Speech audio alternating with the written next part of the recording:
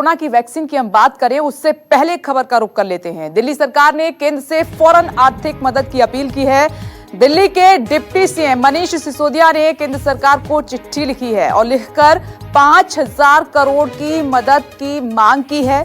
सिसोदिया ने कहा है कि लॉकडाउन की वजह से दिल्ली की आर्थिक हालत जो है बेहद खराब हो गई है। सरकार के पास कर्मचारियों को तनख्वाह देने के लिए पैसे नहीं बचे हैं, इसीलिए केंद्र दिल्ली सरकार को जल्द से जल्द आर्थिक मदद करे। दिल्ली की अर्थव्यवस्था पर भी प्रभाव पड़ा है और इसका सबसे ज़्यादा असर दिल्ली के रेवेन्यूज पे भी पड़ा है। तो अभी ये समझ में आया कि दिल्ली सरकार को लगभग केवल सैलरी देने के लिए और ऑफिस के ज़रूरी खर्च उठाने के लिए 3,500 करोड़ रुपए हर महीने की ज़रूरत है। तो इस वक्त दिल्ली सरकार के सामने सबसे बड़ा संकट ये भी है कि अपने कर्मचारियों की तनख्वाह कैसे दी जाए।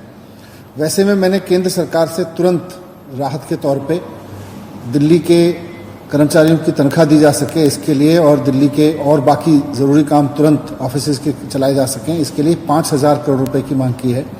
मैंने केंद्रीय वित्त मंत्री जी को चिट्ठी लिखी है कि वो दिल्ली सरकार के लिए तुरंत 5,000 करोड़ रुपए की सहायता दें। तो 5,000 करोड़ रुपए की मदद की मांग की गई है केंद्र सरकार से। दरअसल डिप्टी सीएम ने यह कहा कि कर्मचारियों को तनख्वाह देने के लिए हमारे पास पैसे नहीं बचे हैं, इसलिए जल्द से जल्द मदद की जाए। ज्यादा जानकारी के लिए सीधे रुख कर लेते हैं। मेरे सहयोगी न्यूज रूम से कुंदन सिंह जुड़ गए हैं और उससे पहले ये ट्वीट, केंद्र सरकार से निवेदन है कि आपदा की इस घड़ी में दिल्ली के लोगों की मदद जल्द से जल्द की जाए, क्योंकि बड़े संकट में अब राज्य सरकार आ गई है। केंद्र सरकार से निवेदन है कि आपदा की घड़ी में इस तरफ ध्यान दिया जाए। कुंदन सिंह जुड़ गए हैं न्यूज रूम से। कुंदन, कैसे देखा जाए इस मांग को जो राज्य सरकार की तरफ से केंद्र सरकार से की गई है? इतना बड़ा वित्तीय संकट अचानक से कैसे आन पड़ा?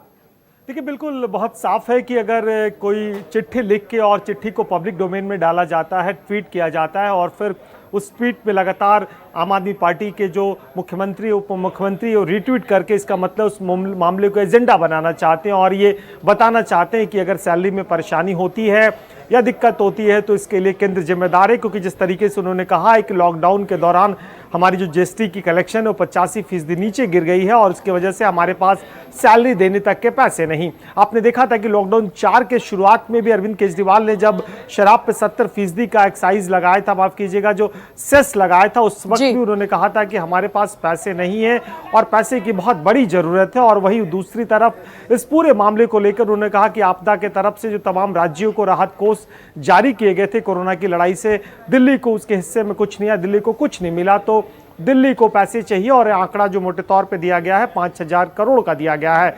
वहीं आम आदमी पार्टी के और सरकार के इस रवैये पे लगातार जो बीजेपी हमलावर है और बीजेपी के तरफ से तमाम नेता, बीजेपी के जो प्रदेश अध्यक्ष से लेकर तमाम नेता कह रहे हैं कि पूरे 2 महीने के दौरान जिस तरीके से इस कोरोना की लड़ाई में जिस स्तर पर विज्ञापन जारी किया गया, जिस तरीके से आउटडोर एडवर्टीजमेंट किया गया है, जिस तरीके से होर्डिंग दिए गए हैं, वो पैसे का आप हिसाब किताब बताएं और आपने उन पैसों में कितने पैसे एडवर्टीजमेंट पे खर्च किए, कितने पैसे हॉस्पिटल के बेड और हॉस्पिटल के इंफ्रास्ट्रक्चर बढ़ाने को लेकर किया। तो कुल मिलाकर इस मुद्दे पर दोनों पक्षों के तरफ से राजनीति भी हो रही है, एक दूसरे के आरोप प्रत्यारोप भी लगा रहे हैं। लेकिन वाकई इस बात की सच्चाई है कि जिस तरीके से हाल के दिनों में बीते 3 महीने से करीब का वक्त हो चुका है और दिल्ली में तमाम कामकाज बंद हैं, दुकानें बंद हैं, इंडस्ट्रीज बंद है, कमर्शियल एक्टिविटीज बंद है, तो ऐसे में राज्य के सामने संकट जरूर आएगा और संकट खासकर कि जिसमें उनकी सैलरी देनी है, उनकी कुंदन, 1 मिनट में आपको रोकना चाहूंगी। बीजेपी के नेता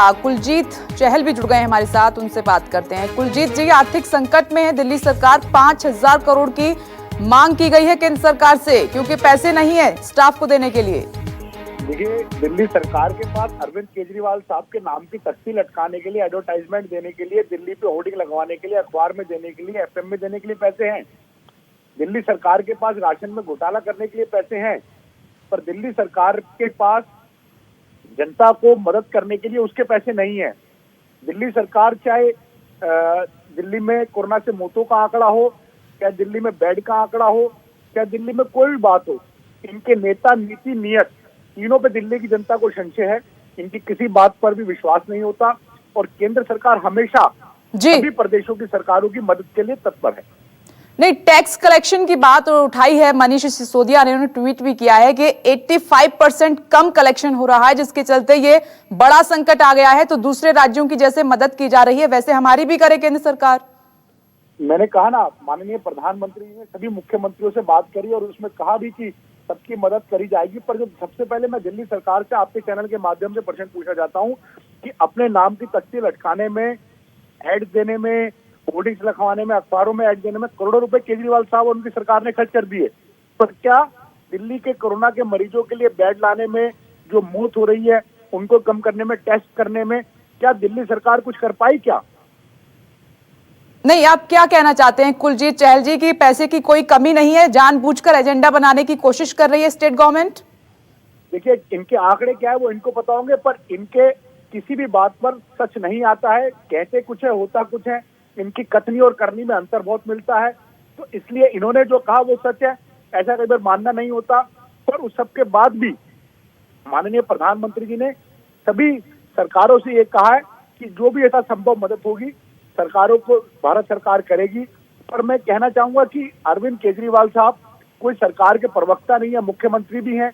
वो सड़कों पे जाएं, हालात देखें, अस्पतालों में जाएं, सिर्फ एक प्रेस कॉन्फ्रेंस चल के दिल्ली को चलाना चाह रहे हैं और अपने नाम की तख्ती लटकाने में जितना खर्च कर रहे हैं उससे कहीं कम खर्च में अस्पतालों में इलाज और बेड और बाकी चीजों की व्यवस्था की जा सकती है। कुलजीत जी, आपने सुना होगा कि लगातार ब्रीफ भी किया जा रहा है दिल्ली गवर्नमेंट की तरफ से, खुद सीएम आते हैं, डिप्टी सीएम आते हैं कि जो पैसा है वो जो कोरोना काल में संकट की घड़ी में है हम लोगों की मदद कर रहे हैं, लेकिन अब बात स्टाफ की सैलरी की है, उसके लिए मदद चाहिए केंद्र सरकार से। मैंने पहले भी निवेदन किया कि जो भी यथा संभव मदद प्रधानमंत्री सभी मुख्यमंत्रियों से बात करके कर रहे हैं और उसके साथ साथ जितने में इन्होंने एड पे खर्च किया शायद उसमें स्टाफ की सैलरी में बाकी कुछ हो सकता होगा। उसके बाद भी कमी होगी तो केंद्र और प्रदेश आपस में समन्वय करके करते होंगे। पर मुख्यमंत्री जी राजनीति के अलावा कुछ नहीं करते हैं, सिर्फ एक प्रवक्ता मंत्री बने हुए हैं। किसी भी अस्पताल की विजिट नहीं करी है, किसी की जगह नहीं करी है। रेवेन्यू के लिए सरकार को खतरे में डाल के शराब के ठेकों पर लाइन लगवा दी इन्होंने। पर दिल्ली बचे कैसे महामारी से, दिल्ली हो कैसे, पानी नहीं पहुंच पा रहा, अनेकों समस्याएं ऐसी है। ध्यान बचाने के लिए खुद अरविंद केजरीवाल को आपने सुना, वो लगातार ये कह रहे हैं और आपने देखा भी कि मुफ्त में राशन मिल रहा है, बकायदा एक अलग से पैकेट भी दिया जा रहा है, श्रमिकों की मदद की जा रही है और अस्पतालों में भी अच्छी सुविधाएं दी जा रही हैं। तो पूरी तरीके से एक्टिव है दिल्ली सरकार, लेकिन मुद्दा अब यहाँ पर सैलरी को लेकर है। ये ध्यान भटकाने के लिए मुद्दे ऐसे लाते हैं सरकार, सिर्फ ध्यान भटकाने की राजनीति इस तरह करती है कि जब दिल्ली सरकार श्रमिकों के मामलों में, अस्पताल के मामलों में, बेड के मामलों में, मौत के आंकड़े के मामले में और दिल्ली में इस महामारी के टाइम में पानी देने के मामले में जब सब जगह फेल हो गई, एक्सपोज हो गई, तो एक नया इशू लेकर आ गए हैं वो। चलिए, आप कह रहे हैं कि जानबूझकर ये मुद्दा बनाने की कोशिश की जा रही है। बहुत बहुत शुक्रिया बातचीत के लिए। कुंदन, आपका भी शुक्रिया। देखिए, ये दिल्ली सरकार की तरफ से मांग की गई है क्योंकि कर्मचारियों को देने के लिए पैसे अब बचे नहीं है, खजाना खाली हो चुका है। तो ऐसे में जल्द से जल्द मदद केंद्र सरकार की तरफ से दिल्ली सरकार को की जाए ताकि वो अपने कर्मचारियों को सैलरी दे सके। अब देखना ये होगा कि केंद्र सरकार इस पर क्या विचार विमर्श करती है, केंद्र सरकार का क्या रुख रहता है इस मांग पर। फिलहाल आगे बढ़ते हैं। अनलॉक 1 में मंदिरों को खोलने की परमिशन मिलेगी, इसके लिए मंदिरों में तैयारियां शुरू हो गई हैं। दिल्ली के कालकाजी मंदिर में आने वाले भक्तों के लिए सैनिटाइजेशन मशीन लगाई जा रही हैं। अब आपको कालकाजी मंदिर के ठीक भीतर की तस्वीर हम आपको दिखा रहे हैं। देखिए, एक छोटा टनल का रूप दिया गया है और खुद पूरा मंदिर के भीतर जो है सैनिटाइज हो रहा है। यानी जो भक्त जो है माता रानी के दर्शन करने के लिए यहाँ पर पहुँचेंगे और जो पुजारी परिवार है जो यहाँ पूजा करा रहे हैं और जो यहाँ परिक्रमा करेंगे, साफ तौर पे देखिए कि एक टनल की तरह यहाँ पर बनाया गया है और पूरे शरीर को जो है यहाँ पर सैनिटाइज होते हुए चला जाएगा। यानी पूरी व्यवस्था जो है डिस्टेंसिंग का पालन करते हुए मंदिर के ठीक भीतर भी जो है एक छोटा टनल का रूप दिया गया है। यानी जो भक्त, जो श्रद्धालु माता के दर्शन करने के लिए आएंगे, जो पुजारी परिवार है, 24 घंटा ये टनल चलता रहेगा और लोग यहाँ सैनिटाइज होते रहेंगे। यानी ये बीमारी जो है एक चेन का रूप ना ले, इसको देखते हुए भी मंदिर के भीतर खास इंतजाम किया गया है। पवन मिश्रा, न्यूज़ 24, दिल्ली।